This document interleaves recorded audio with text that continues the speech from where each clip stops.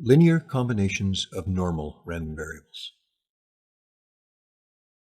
Recall that one of the big advantages of the normal distribution is that if x has a normal distribution, say with mean mu and variance sigma squared, then a linear function of x, like ax plus b, is also normally distributed. In fact, if a and b are constant real numbers, and we define a random variable y as ax plus b, then y has a normal distribution with mean, or expected value, a mu plus b, and with variance, a squared sigma squared. We know not only the distribution, but its parameters, its expected value and variance. One of the great advantages of the normal distribution over many others, a property that it shares with very few other distributions that you're aware of, when you add together normally distributed random variables, the sum is itself normally distributed. If you have two investments, both of which had normally distributed returns, your total return is normally distributed. In fact, any linear combination of normal random variables is normally distributed. All you need to do in practice is determine the parameters of that linear combination, the expected value and the variance. So here's a theorem to that effect. If x had a normal distribution with expected value mu1 and variance sigma 1 squared, y is normal, mu2, sigma 2 squared, and they're independent. And if a and b are two constants, then the random variable ax plus by has a normal distribution. You already know how to find its expected value, a mu1 plus b mu2, and because they're independent, you know how to compute its variance, which is a squared sigma 1 squared plus b squared sigma 2 squared.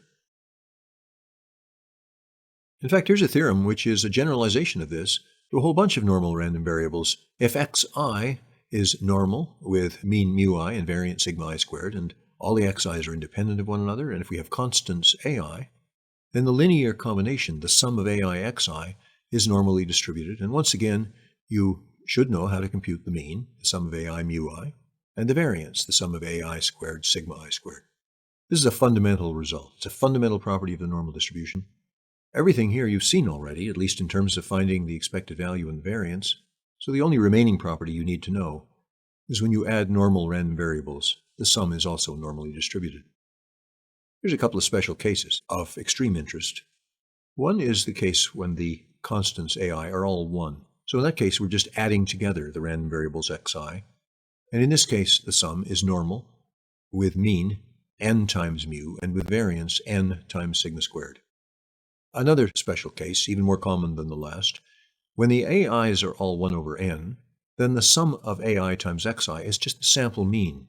It's the sum of xi divided by n. And in this case, 1 over n times the sum of xi, which is what we refer to as x bar, sample mean, has a normal distribution. The mean is mu. The variance is sigma squared over n. This last distribution you should commit to memory.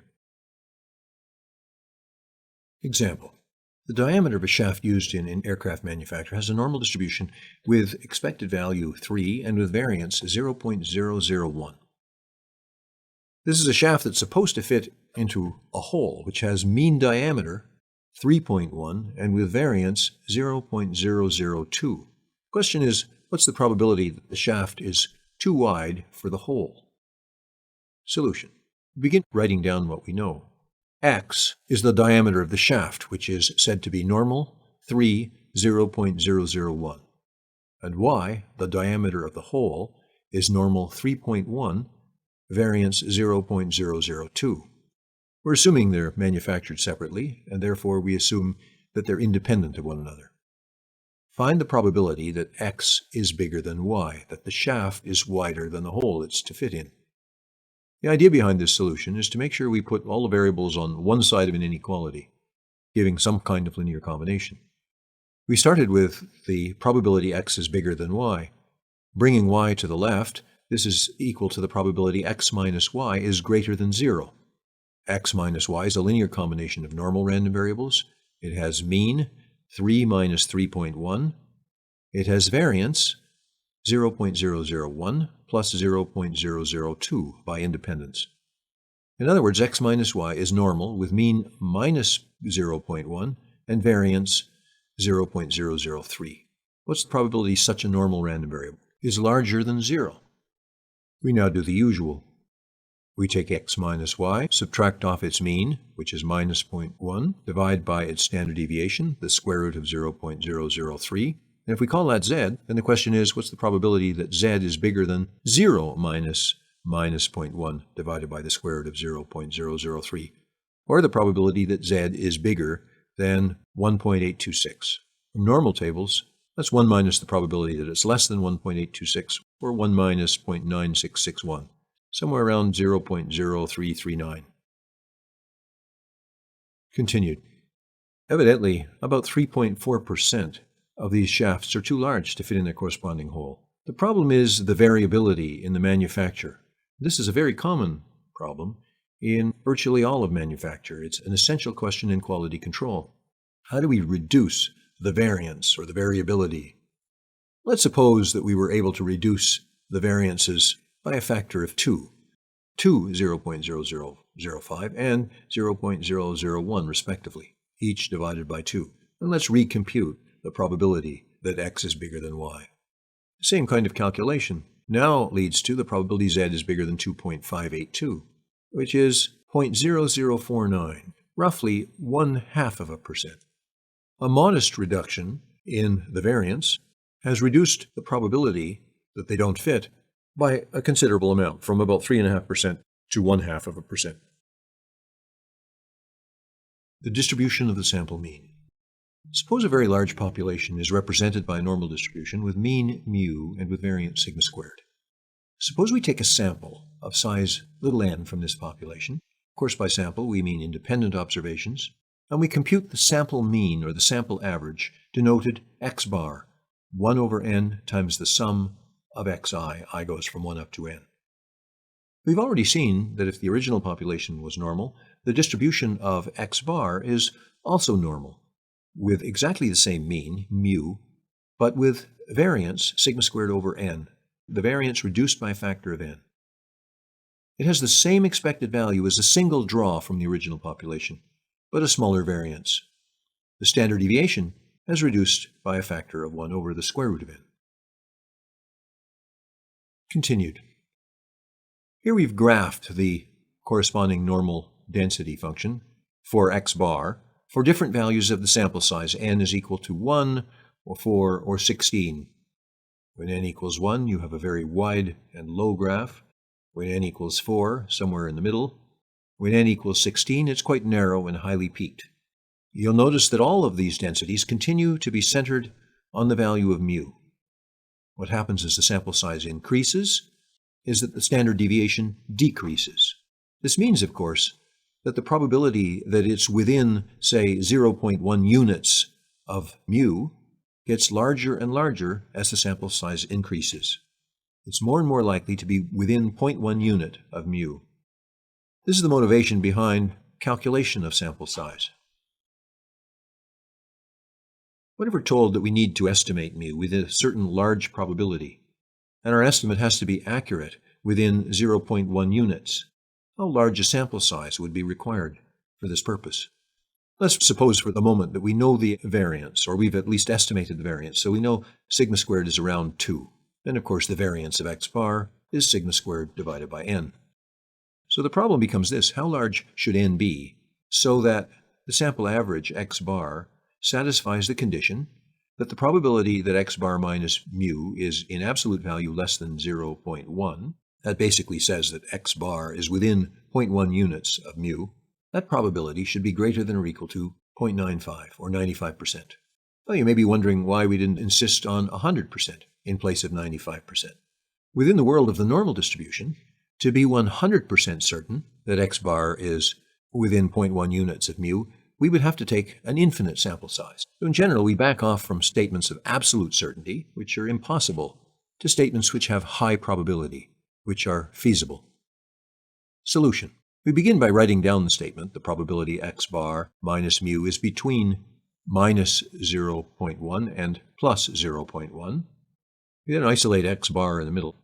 Standardize all three sides of this inequality in the usual way by subtracting off the mean and dividing by the standard deviation.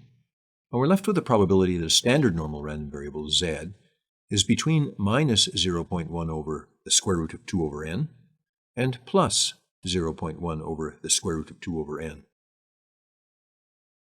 We would like that probability to be 95%. The unknown in this case is the value of n.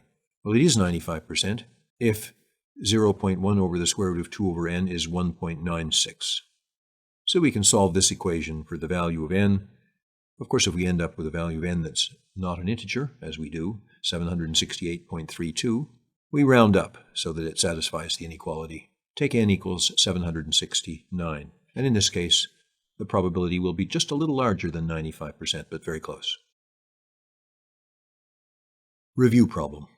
Let x have a normal distribution with mean 3 and standard deviation 2, y have a normal distribution with mean 4 and standard deviation 5, and suppose they're independent of each other. Let's first look at x. What percentage of the time is x within one standard deviation of its mean? Repeat for 2 standard deviations and for 3. Then you're asked to find 3 different probabilities listed below. The probability that x is between -1 and 7, the probability that 2x is bigger than y, and the probability that sample means, x bar and y bar, each of n independent observations on x and y, satisfy y bar minus x bar is between 0.9 and 1.1. Solution. First note that the probability x is within one standard deviation of its mean is the probability that the absolute value of x minus 3 is less than or equal to 2.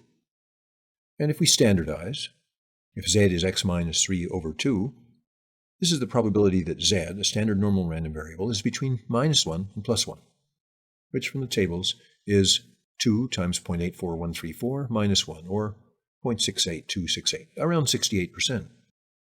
If we now replace one standard deviation by 2 standard deviations, namely 4, we end up with around 95%, in fact, 0.9545. And if we replace this by 3 standard deviations, the probability that the absolute value of x minus 3 is less than or equal to 6, we get a very high probability, very close to 1, namely 0.9973. For the 3 requested probabilities, the probability that x is between -1 and 7, we carry out much the same exercise. We standardize on all 3 sides of this inequality, giving the probability that z is between -2 and +2. This is something we've just calculated, in fact. It is 2 times 0.97725 minus 1, or 0.9545, around 95%. The second question, find the probability that 2x is bigger than y. We want to put the random variables all on the left-hand side, and this gives the probability 2x minus y is bigger than 0. We know x and y are independent and both normal, so this allows us to determine the distribution of 2x minus y. It has expected value, 2 times 3 minus 4, which is 2. It has variance, 4 times the variance of x plus the variance of y, which is 41. These 2 moments, the mean and the variance of 2x minus y, must be used to standardize it.